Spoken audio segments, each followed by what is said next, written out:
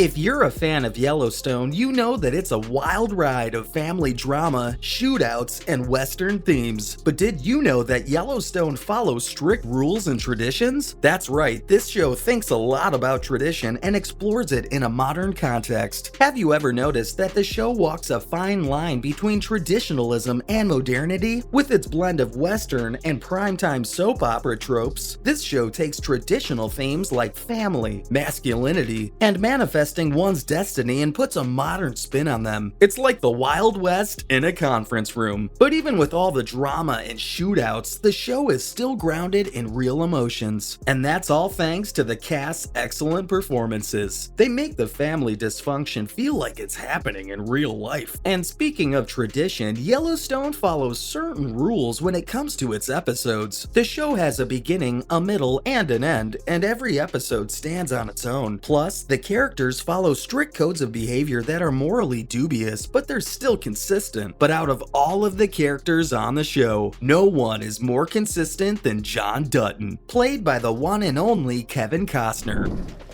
Sit down. You don't get to tell me what to do anymore.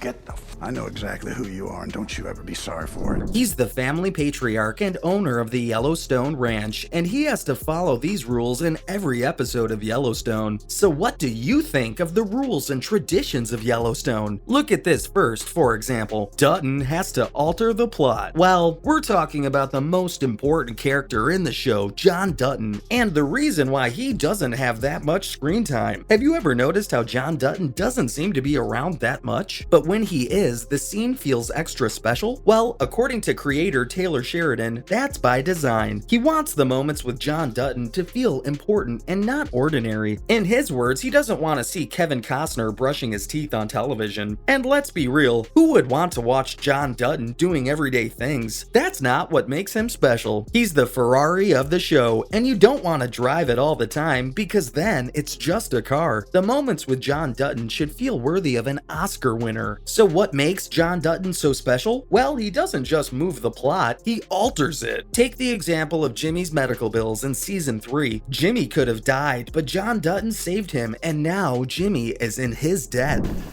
Boy, he sure got lucky when he found you. I'm the lucky one. Can't feel them and they hurt at the same time, you know? And that's just one example of how John Dutton alters the plot. So what do you guys think about John Dutton and the way he's been written in Yellowstone? And next, there's the rule of dropping some quotable wisdom. Did you hear that right? Yeah, I mean quotable wisdom. For example, let's talk about the man who commands attention when he speaks, the one and only John Dutton. Now, when Dutton speaks, people listen. And why wouldn't they? He's got wealth, power, and a voice that demands attention. Plus, let's not forget about those pearls of wisdom he's always dropping. It's no wonder why people listen to him, and we have to give it up to the show's writer, Sheridan, for crafting some truly memorable dialogue for Dutton. He's got his philosophy and business dictionary talking about preserving his ranch and dropping lines like, "Leverage is knowing if someone had all the money in the world, this is what they would buy." And who could forget that conversation with business rival Dan Jenkins? I didn't kill your cattle. I know.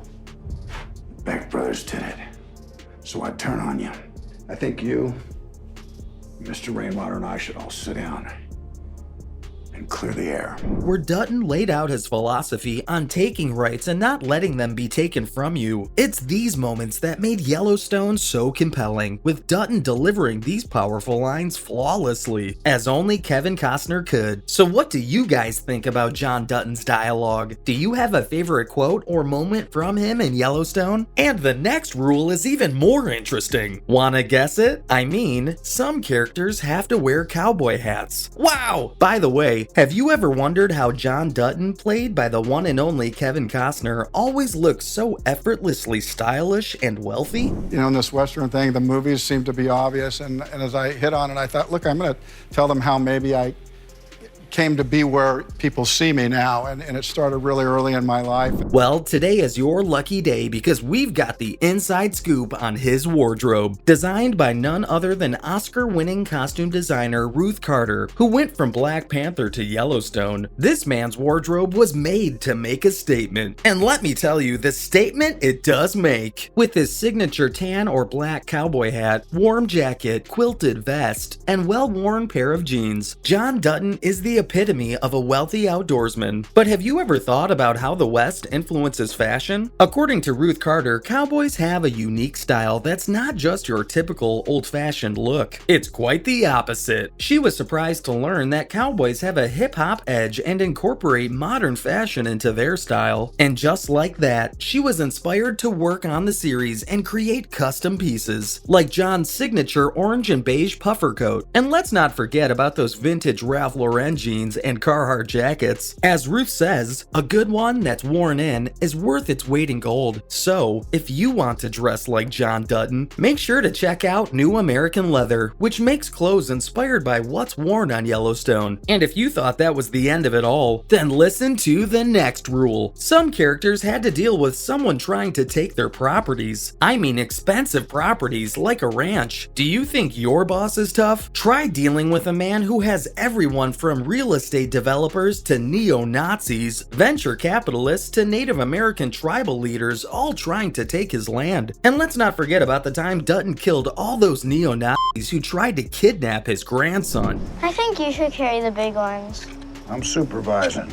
You gotta do it. It's your fire. I mean, talk about taking care of business. But this show is more than just one man's obsession with his land. It's about the relationships, the emotions, and the decisions that drive this world. Because, as John Dutton said, it's the one constant in life. You build something worth having, someone's gonna try to take it. Who is Rourke Morris? Is not your family's legacy. It is a relic that will continue to appreciate until your family can no longer afford it, and then you will lose it. What will Thomas Rainwater do to reclaim the land he believes is rightfully his? Will John Dutton ever make a rational business decision? Or will he continue to be consumed by his all-consuming obsession with protecting his ranch and his legacy? Only time will tell. But one thing's for sure, every episode is guaranteed to be packed with twists and turns that will keep you on the edge of your seat. And let's not forget about Season 4, the season that had us all talking. What happened? Well, I won't spoil it for you, but let's just say, John Dutton and his family had their hands full. And who was behind that mysterious assassination attempt? You'll have to watch to find out. Then let us know in the comments below. And don't forget to hit that subscribe button so you never miss a single episode of this wild western ride. Until next time, stay curious and stay entertained. This means something. You're a corporate raider. Come and raid for market equities. You trust him to be a good politician? I never doubted him as a politician.